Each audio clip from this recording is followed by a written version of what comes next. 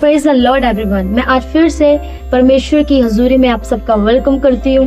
मैं बिलीव करती हूँ इस वचन के द्वारा परमेश्वर आपसे बातचीत करेगा। हालेलुया। ये वचन आपकी जिंदगी को बदलेगा और आपकी हर एक प्रेयर का आंसर जो आपको मिलने में देरी हो रही है, उसका जिसका आप इंतजार कर रहे हैं कि कब मेरी बारी आएगी, कब परमेश्वर मुझे उठा के खड़ा करेगा, कब।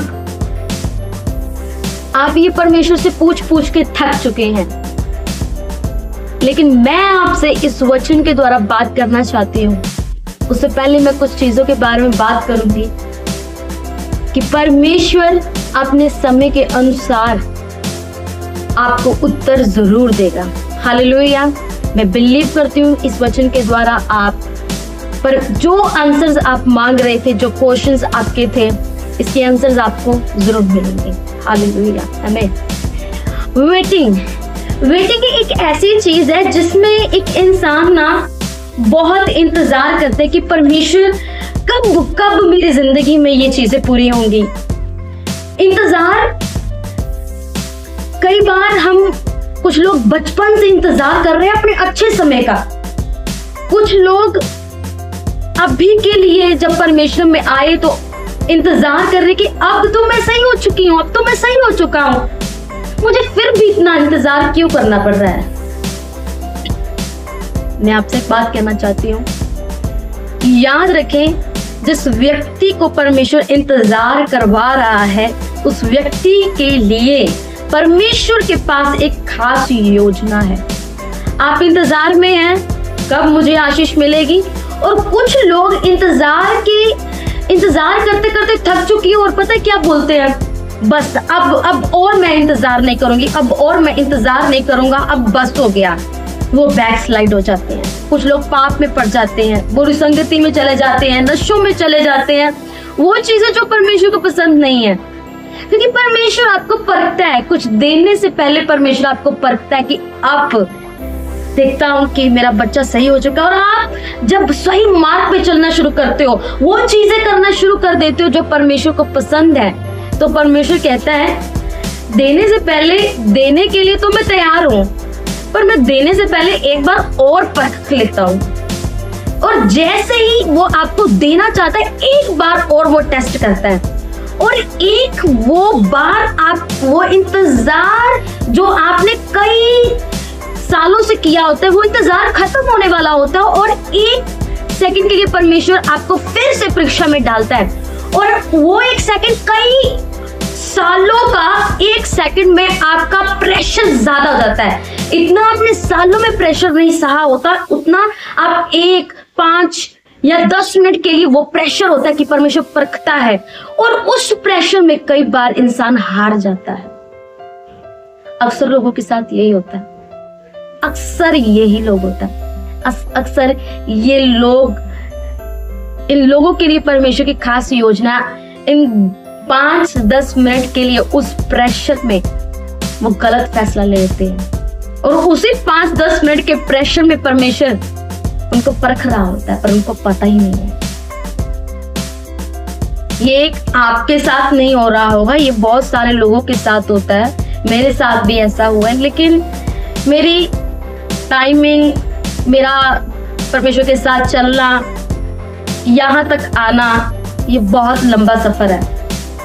लेकिन उस लंबे सफर में मैं आपको एग्जांपल दे रही हूँ कि अगर आप हयात नहीं छोड़ेंगे, अगर आप उन 5-10 सेकंड में या 5-10 मिनट में जो आपने सालों का सफर किया, उन 5-10 मिनट में परमेश्वर वो सारा प्रेशर लोड कर देता है। अब एक बार इसको और परखना है।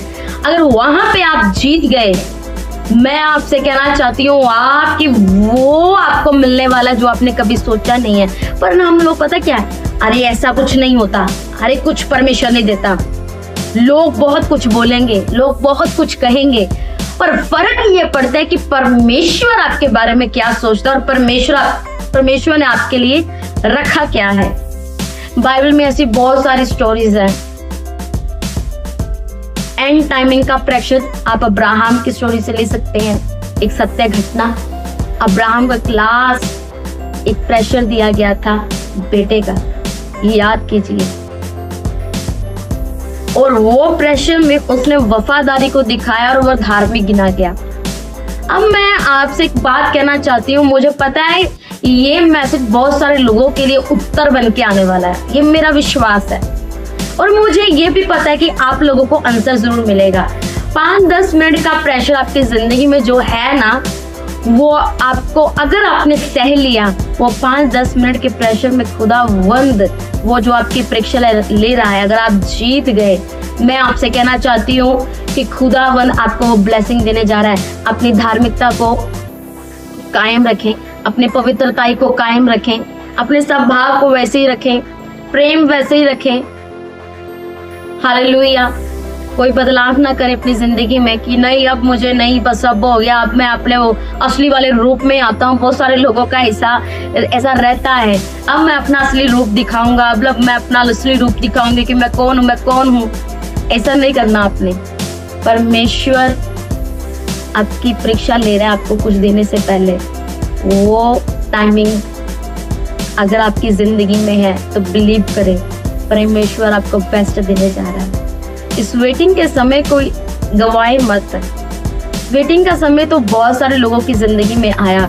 बाइबल में हम देखते हैं जब वेटिंग का समय हिजकिया की लाइफ में आया, जब अशूरी यरूशलेम को हड़पना चाहते थे और आसपास के सारे लोग कह रहे कि ये राजा हिजकिया, लोग ये अशूरी हम पर चढ़ाई कर लेंगे, हमारे बाल बच्चों को ले लेंगे, मार देंगे, गलत काम करेंगे। पर हिजकिया अपने विश्वास में अड़ा खड़ा रहा। एक प्रेशर का टाइम था, लेकिन उसके बाद परमेश्वर ने उसके विश्वास को परखा। और आज हम हिजकिया के क्यों नाम ले रहे हैं? क्योंकि उसने एंड टाइमिंग के जो प्रेशर था, उसको पता था परमेश्वर ऐसा नहीं होने देगा, लेकिन प्रेशर आया, प्रेशर तो था।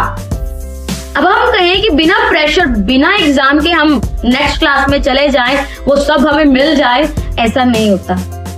अब्राहम को याद करें, हिजकिया को याद करें, नेहमिया को याद करें।